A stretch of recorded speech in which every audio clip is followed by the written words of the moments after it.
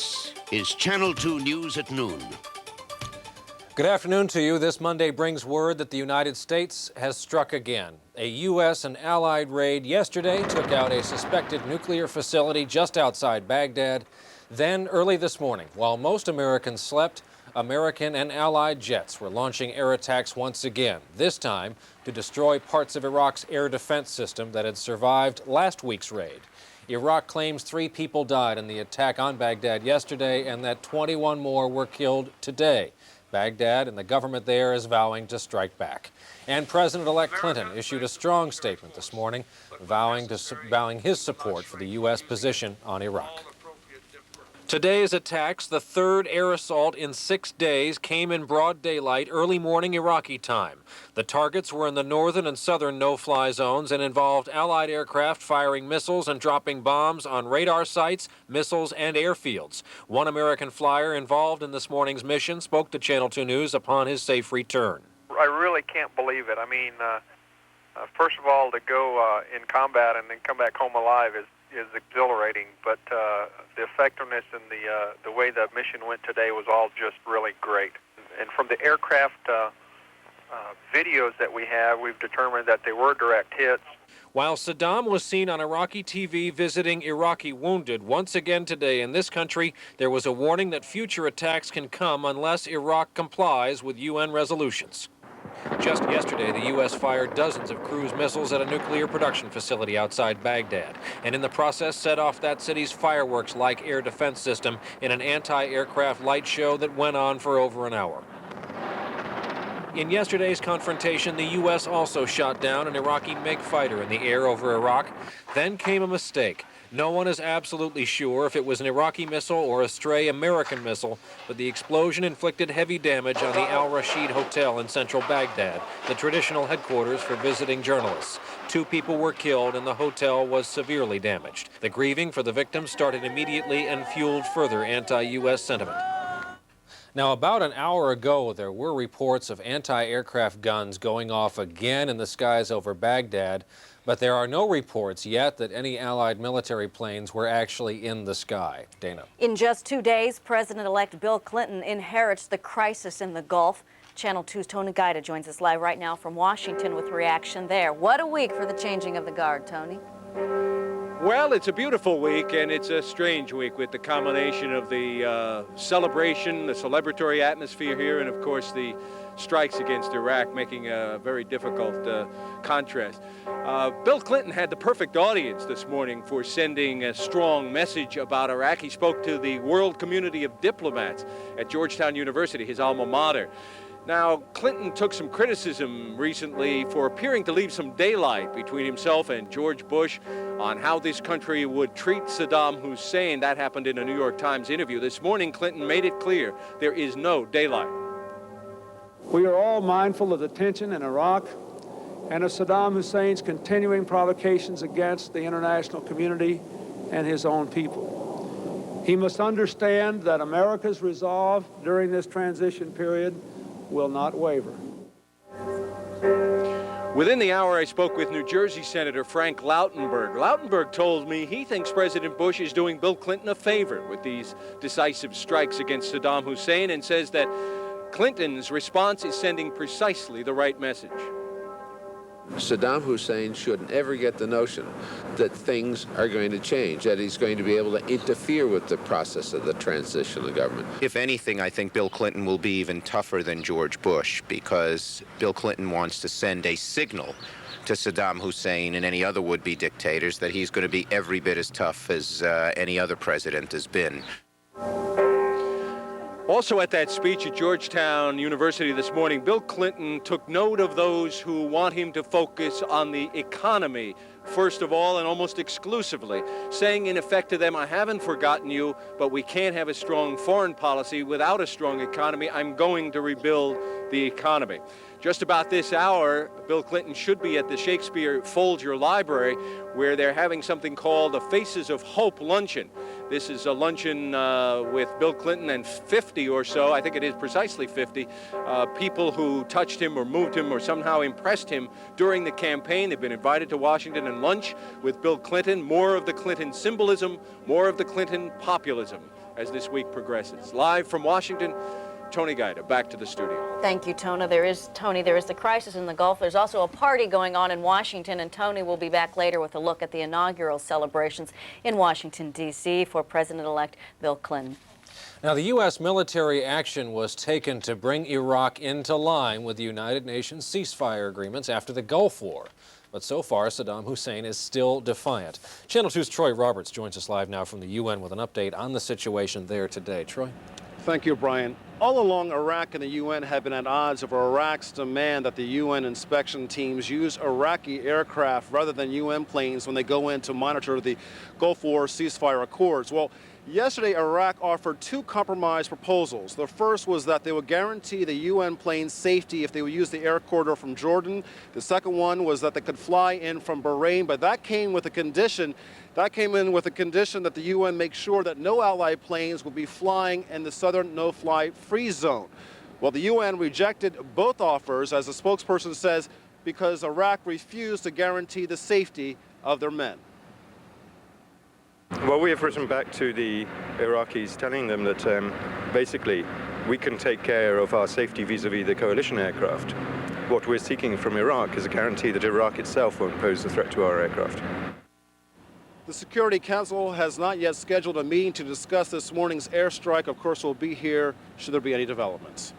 That's it from the UN. I'm Troy Roberts reporting live. Let's go back to the studio. Dana, Brian. Thanks, Troy. Of course, we will be following the situation in Iraq throughout the day and bring you any updates, if necessary, during the afternoon, and, of course, the latest on Channel 2 News beginning at 5 o'clock. As we continue here at noon, a surprising revelation in the case of Katie Beers. The little girl's brother talks about the underground prison where she was held for 16 days coming up. Also, two separate avalanches, an amazing story of survival in Norway, and a desperate search in Turkey.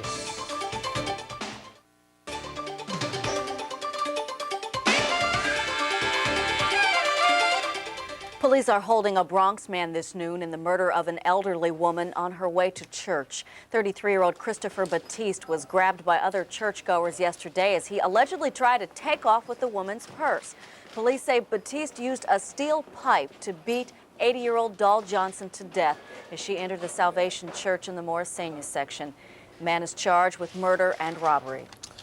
More on a story we've been following for weeks. Suffolk County Police are back at the home of John Esposito this noon, trying to dig out the bunker where Katie Beers was kept a prisoner for 16 days. There are new reports now that at least one other person may have known about that hidden dungeon.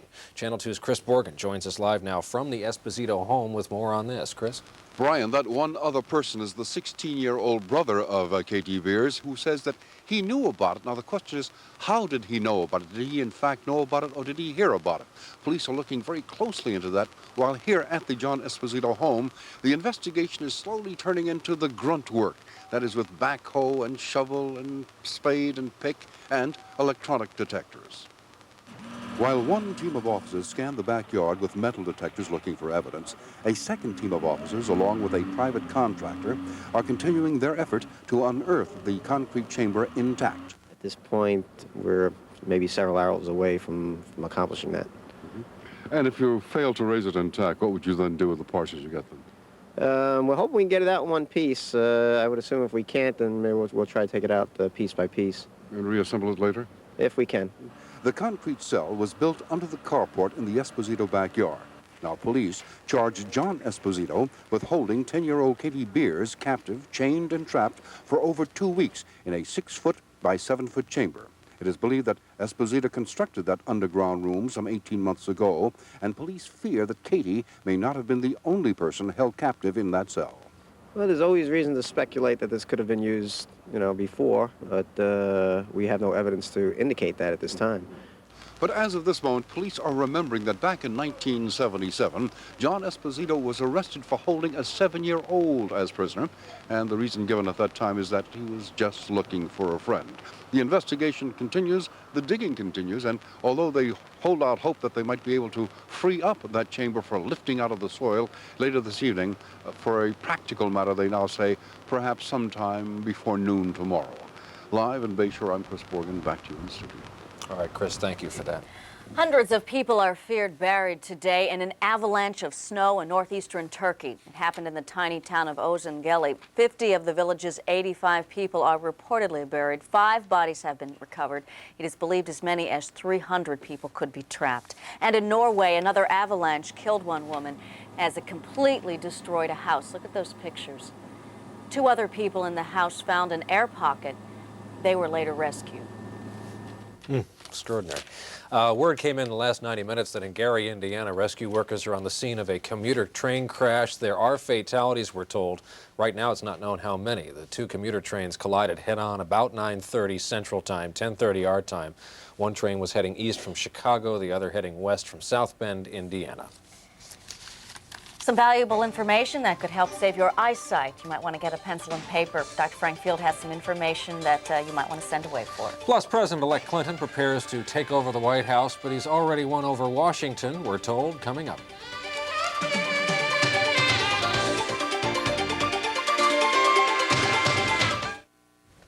In our noon Health Watch for this Monday, some valuable information on where to get free eye exams. And Dr. Frank Field joins us now with details on this. Frank. Thank you, Brian.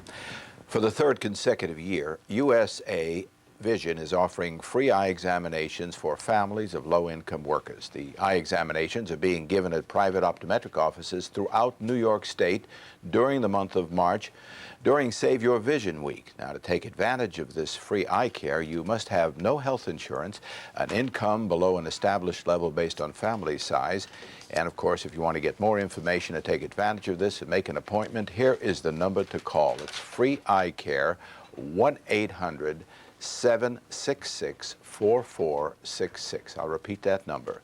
For free eye examination, 1-800-766-4466. Last year, almost 90% of the people who were examined did have eye health or vision problems, indicating that most low-income families may not be getting the proper eye care. Dana? Any age requirement for this, Frank? No, there isn't. Any family, low income. Okay, great. Thank you. We want to go back to Washington right now, where hundreds of thousands of people have gathered to welcome the nation's next president. It has been a busy weekend and promises to be a busy week in Washington. Channel 2's Tony Guida joins us next, right now live again with the latest on the inaugural celebration. Tony, what's planned for today? Well, Dana, there's a lot going on today. The American Reunion on the Mall, as it's called, is in its 2nd glorious day. It is a glorious day, by the way, here in Washington, a beautiful winter day. There were 300,000 people on the mall yesterday, Capitol Police tell us, and probably there will be that number again today, although at least part of the attraction yesterday was the chance at the end of that reunion, towards the end in late afternoon, to see Bill Clinton and the family live at the Lincoln Memorial. There is not that opportunity today, Mr. Clinton not making that kind of public appearance today, but there are going to be an awful lot of people on the mall, and despite the shadows of Iraq hanging over all of this, this has so far been quite a show. Even as the fireworks boomed over the Lincoln Memorial, the president-elect was mindful of the events in Iraq. The crisis there, as well as those in Somalia and Bosnia, were all mentioned in his speech to the huge rally and concert. There was no talk of changing plans for the 5 days of inaugural parties and celebrations, but Clinton did stay in last night at his temporary home at Blair House, kept advised of developments and visited by top advisors Warren Christopher and Les Aspin, and by General Colin Powell, the chairman of the Joint Chiefs of Staff. But he jogged anyway this morning before dawn, not answering questions from reporters, but he did say he was surprised by the size of yesterday's crowds, nearly 1/3 people that turned out to greet him and Vice President-elect Gore. I was just overwhelmed by it, and the crowd. I never dreamed we'd have such a crowd there. I had no idea how many people were there.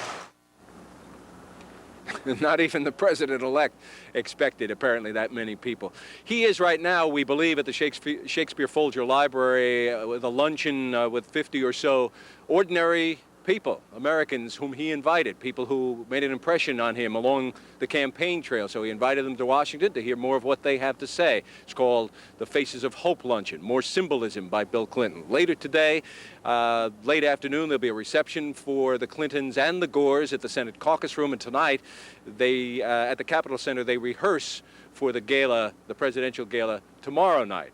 That's about the schedule today, so no big public appearance where the masses of people who are here in Washington would get a chance to see Bill Clinton as they did yesterday.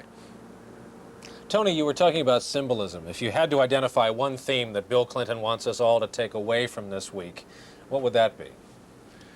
Well, I suppose it would be, I'd have to say two, Brian, unity and hope for the future. You have to marvel at the way this was staged yesterday. I mean, after all, Bill Clinton comes to Washington off a week of somewhat negative stories, problems with the transition, some miscues that happened there in Little Rock, and he comes into Washington with the feeling, I think, that the momentum has slipped a little bit and he's trying to get back the magic. Well, if that was the agenda for yesterday, he certainly succeeded. You have the jets flying over, you have the grand music, you have the Hollywood stars. They say nothing succeeds like excess, and there was plenty of excess, and it succeeded yesterday. Okay. All right, Tony, thanks. See you later, Tony.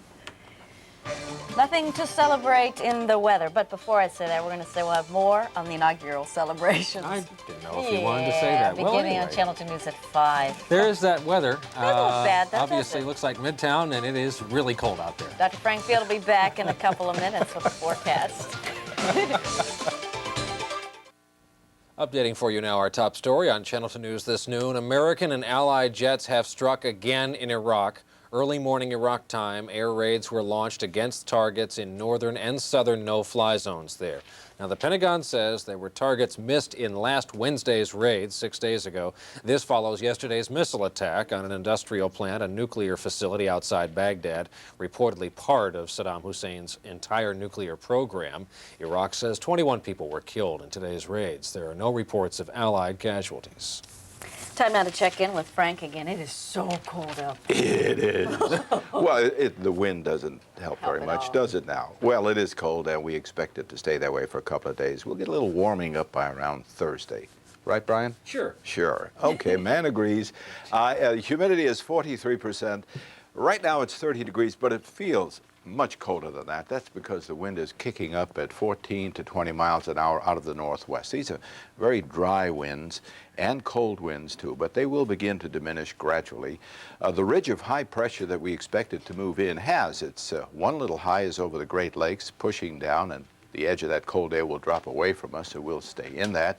The next one is sliding down out of Canada to reinforce that. Meanwhile, the leading edge of the cold air extends through the middle of the country, and right along this line is where all the weather is occurring. So we have considerable snowfall now from Missouri down through the Ohio Valley, but that will remain to the south of us because the controlling factor is the cold high that's sitting on top of us, and that will depress all that unsettled weather to the south. So this weather system will continue eastward. It will move off into the Atlantic, a lot of rain over the southeastern part of the country, while cold air dominates the north. And you can see it. A lot of cloudiness that moved off into the Atlantic, a clearing trend setting in, and the ridge of high pressure that extends down over the east is edging southwards, and that's really what controls our weather pattern. We'll be sitting in that for a while.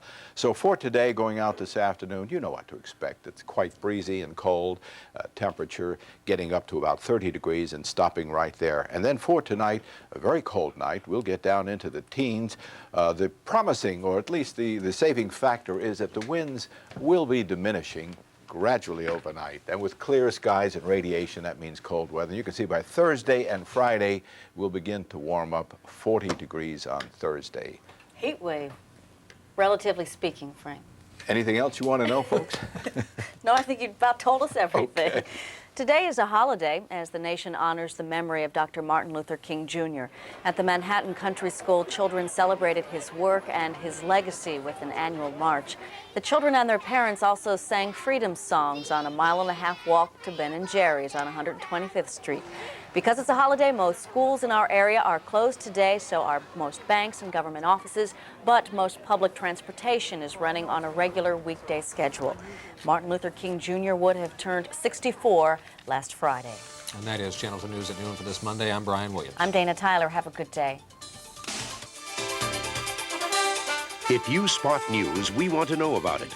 And if you take pictures with a home video camera, we want to see your videotape. Call the Channel 2 News toll-free hotline, 1-800-CH2-NEWS.